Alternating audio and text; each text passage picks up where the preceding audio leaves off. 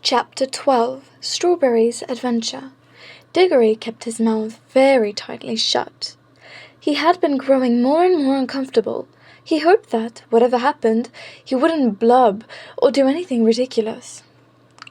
"Son of Adam," said Aslan, "are you ready to undo the wrong that you have done to my sweet country of Narnia on the very day of its birth?"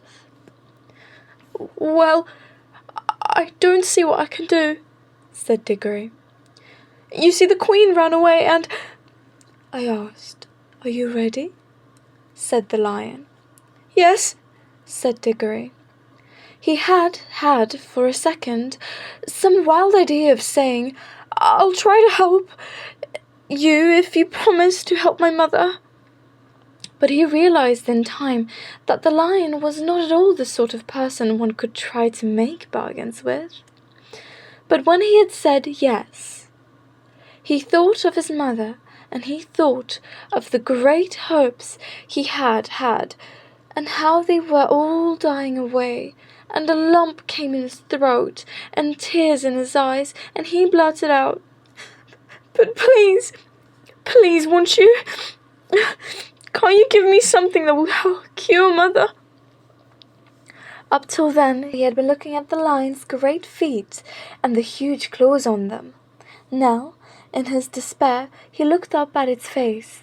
What he saw surprised him as much as anything in his whole life, for the tawny face was bent down near his own, and, wonder of wonders, great shining tears stood in the Lion's eyes. They were such big, bright tears compared with Digory's own, that for a moment he felt as if the Lion must really be sorrier about his mother than he was himself. My son," said Aslan. "I know, grief is great. Only you and I in this land know that yet. Let us be good to one another. But I have to think of hundreds of years in the life of Narnia. The witch whom you have brought into this world will come back to Narnia again. But it need not be yet. It is my wish to plant in Narnia a tree that she will not dare to approach, and that tree will protect Narnia from her for many years. So this land shall have a long, bright morning before any clouds come over the sun. You must get me the seed from which that tree is to grow." "Yes, sir," said Digory. He didn't know how it was to be done, but he felt quite sure now that he would be able to do it. The Lion drew a deep breath, stooped its head even lower, and gave him a lion's kiss. And at once Digory felt that new strength and courage had gone into him.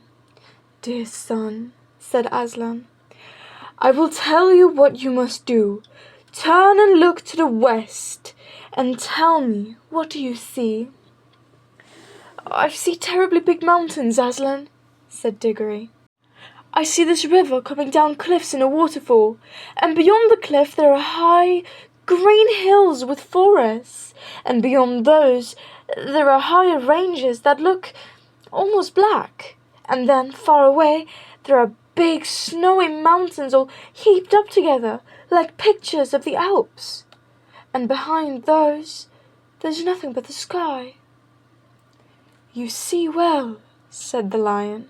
"Now look, the land of Narnia ends where the waterfall comes down, and once you've reached the top of the cliffs, you will be out of Narnia and into the western wild. You must journey through those mountains till you find a green valley with a blue lake in it, walled round by mountains of ice. At the end of the lake there is a steep green hill. On the top of that hill there is a garden. In the center of that garden is a tree. Pluck an apple from that tree and bring it back to me." "Yes, sir," said Digory again. He hadn't the least idea of how he was to climb the cliff and find his way among all the mountains, but he didn't like to say that for fear it would sound like making excuses. But he did say, I hope, Aslan, you're not in a hurry. I shan't be able to get there and back very quickly. Little son of Adam, you shall have help, said Aslan. He then turned to the horse, who had been standing quietly beside them all this time, swishing his tail to keep the flies off, and listening with his head on one side, as if the conversation were a little difficult to understand. My dear, said Aslan to the horse, would you like to be a winged horse? You should have seen how the horse shook its mane, and how its nostrils widened, and the little tap it gave the ground with one back hoof. Clearly it would very much like to be a winged horse, but it only said, If you wish, Aslan, if you really mean. I don't know why. It should be me. I'm not a very clever horse. Be winged. Be the father of all flying horses, roared Aslan in a voice that shook the ground. Your name is Fledge. The horse shied, just as it might have shied in the old miserable days when it pulled a hansom. Then it roared. It strained its neck back as if there were a fly biting its shoulders and it wanted to scratch them. And then, just as the beast had burst out of the earth, there burst out from the shoulders of Fledge wings that spread and grew, larger than eagles, larger than swans, larger than angels' wings. In church windows the feathers shone chestnut color and copper color. He gave a great sweep with them and leaped into the air. 20 feet above Aslan and Digory he snorted, neighed, and coveted. Then, after circling once round them, he dropped to the earth, all 4 hoofs together, looking awkward and surprised, but extremely pleased. Is it good, Fledge? Said Aslan. It is very good, Aslan, said Fledge. Will you carry this little son of Adam on your back to the mountain valley I spoke of? What? Now? At once? Said Strawberry, or Fledge, as we now must call him. Hurrah! Come on, little one. I've had things like you on my back before. Long, long ago, when there were green fields and sugar. What are the 2 daughters of Eve whispering about? Said Aslan, turning very suddenly on Polly and the cabbie's wife, who had in fact been making friends. If you please, sir, said Queen Helen, for that is what Nelly the cabman's wife now was. I think the little girl would love to go too, if it weren't no trouble. What does Fledge say about that? Asked the lion. Oh, I don't mind too. Not when they're little ones, said Fledge. But I hope the elephant doesn't want to come as well. The elephant had no such wish, and the new king of Narnia held both the children up. That is, he gave Digory a rough heave and set Polly as gently and daintily on the horse's back as if she were made of china and might break. There they are, Strawberry, Fledge, I should say. This is a rum-go. Don't fly too high, said Aslan. Do not try to go over the tops of the great ice mountains. Look out for the valleys, the green places, and fly through them. There will always be a way through. And now, be gone with my blessing. Oh, Fledge, said Digory, leaning forward to pat the horse's glossy neck. Oh, this is fun! Hold on to me tighter, Polly. Next moment the country dropped away beneath them and whirled round as Fledge, like a huge pigeon, circled once or twice before setting off on his long westward flight. Looking down, Polly could hardly see the king and the queen, and even Aslan himself was only a bright yellow spot on the green grass. Soon the wind was in their faces, and Fledge's wings settled down to a steady beat. All Narnia, many-coloured with lawns and rocks and heather and different sorts of trees, lay spread out below them, the river winding through it like a ribbon of quicksilver.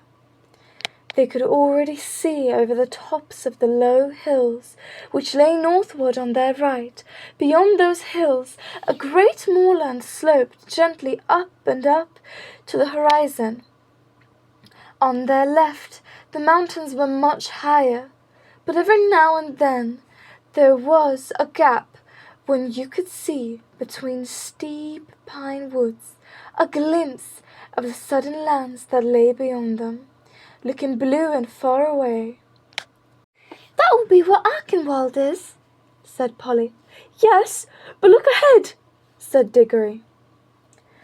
For now a great barrier of cliffs rose before them, and they were almost dazzled by the sunlight dancing on the great waterfall by which the river roars and sparkles down into Narnia itself from the high western lands in which it rises. They were flying so high already that the thunder of those falls could only just be heard as a small thin sound. But they were not yet high enough to fly over the top of the cliffs. "We'll have to do a bit of zigzagging here," said Fledge. "Hold on tight." He began flying to and fro, getting higher at each turn. The air grew colder, and they heard the call of eagles far below them. "I say, look back! Look behind!" said Polly. There they could see the whole valley of Narnia stretched out to where, just before the eastern horizon, there were a gleam of the sea, and now they were so high that they could see the tiny-looking jagged mountains appearing beyond the northwest moors, and the plains of what looked like sand far in the south. "I wish we had someone to tell us what all those places are," said Digory. "I don't suppose they're anywhere yet," said Polly. "I mean, there's no one there and nothing happening. The world only began today." "No, but people will get there," said Digory. "And then they'll have histories, you know." "Well, it's a jolly good thing they haven't now," said Polly, "because nobody can be made to learn it. Battles and dates and all that rot." Now they were over the top of the cliffs, and in a few minutes the valley land of Narnia had sunk out of sight behind them. They were flying over a wild country of steep hills and dark forests, still following the course of the river. The really big mountains loomed ahead, but the sun was now in the travelers' eyes, and they couldn't see things very clearly in that direction, for the sun sank lower and lower till the western sky was all like one great furnace full of melted gold. And it set at last behind a jagged peak which stood up against the brightness, as sharp and flat as if it were cut out of cardboard. "It's none too warm up here," said Polly. "And my wings are beginning to ache," said Fledge. "There's no sign of the valley with the lake in them, like what Aslan said. What about coming down and looking out for a decent spot to spend the night in? We shan't reach that place tonight." "Yes, and surely it's about time for supper," said Digory. So Fledge came lower and lower. As they came down nearer to the earth and among the hills, the air grew warmer, and after travelling so many hours with nothing to listen to but the beat of Fledge's wings, it was nice to hear the homely and earthy tones again, the chatter of the river on its stony bed, and the creaking of trees and the light wind. A warm, good smell of sun-baked earth and grass and flowers came up to them. At last Fletch alighted. Digory rolled off and helped Polly to dismount. Both were glad to stretch their stiff legs. The valley in which they had come down was in the heart of the mountains. Snowy heights, one of them looking rose-red in the reflection of the sunset, towered above them. "I am hungry," said Digory. "Well, tuck in," said Fledge, taking a big mouthful of grass. Then he raised his head, still chewing, and, with bits of grass sticking out of each side of his mouth, like whiskers, and said, "Come on, you two. Don't be shy. There's plenty for us all." "But we can't eat grass," said Digory. said Fledge, speaking with his mouth full. "Well, don't quite know what you'll do then. Very good grass, too." Polly and Digory stared at one another in dismay. "Well, I do think someone might have arranged about our meals," said Digory. "I'm sure Aslan would have if you would ask him," said Fledge. "Wouldn't he know without being asked?" said Polly. "I have no doubt he would," said the horse, still with his mouth full. "But I have the sort of idea he likes to be asked." "But what on earth are we to do?" asked Digory. "I'm sure I don't know," said Fledge. "Unless you try the grass. You might like it better than you think." "Oh, don't be silly," said Polly, stamping her foot. "Of course humans can't eat grass any more than you could eat a mutton chop." "For goodness sake, don't talk about chops and things," said Digory. "It only makes it worse." Digory said that Polly had better take herself home by a ring and get something to eat there. He couldn't himself because he had promised to go straight on his message for Aslan, and if once he showed up again at home, anything might happen to prevent his getting back. But Polly said she wouldn't leave him, and Digory said it was jolly decent of her. "I say," said Polly, "I've still got the remains of that bag of toffee in my jacket. It'd be better than nothing." "A lot better," said Digory, "but be careful to get your hand in your pocket without touching your ring." This was a difficult and delicate job, but they managed it in the end. The little paper bag was very squashy and sticky when they finally got it out, so that it was more a question of tearing the bag off the toffees than of getting the toffee out of the bag. Some grown-ups, you know how fussy they can be about that sort of thing, would rather have gone without supper altogether than eaten those toffees. There were 9 of them all told. It was Digory who had the bright idea of eating 4 each and planting the 9th, for, as he said, "If the bar off the lamp-post turned into a little light tree, why shouldn't this turn into a toffee tree?" So they dibbled a small hole in the turf and buried the piece of toffee. Then they ate the other pieces, making them last as long as they could. It was a poor meal. Even with all the paper, they couldn't help eating as well. When Fledge had quite finished his own excellent supper, he lay down.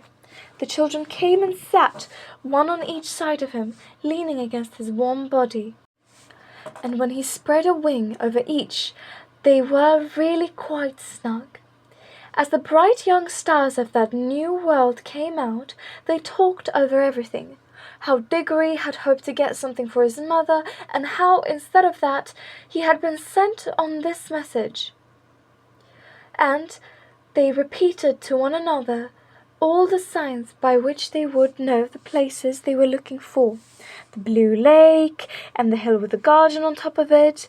The talk was just beginning to slow down as they got sleepy, when, suddenly, Polly sat up wide awake and said, "Hush!" Everyone listened as hard as they could. "Perhaps it was only the wind in the trees," said Digory presently. "I'm not so sure," said Fledge. "Anyway, wait. There it goes again. By Aslan, it is something." The horse scrambled to his feet with a great noise and a great upheaval. The children were already on theirs. Fledge trotted to and fro, sniffing and whinnying. The children tiptoed this way and that, looking behind every bush and tree. They kept on thinking they saw things, and there was one time where Polly was perfectly certain she had seen a tall, dark figure gliding quickly away in a westerly direction. But they caught nothing, and in the end Fledge lay down again, and the children re-snuggled, if that is the right word, under its wings. They went to sleep at once. Fledge stayed awake much longer, moving his ears to and fro in the darkness, and sometimes giving a little shiver with his skin, as if a fly had lighted on him. But in the end he too slept.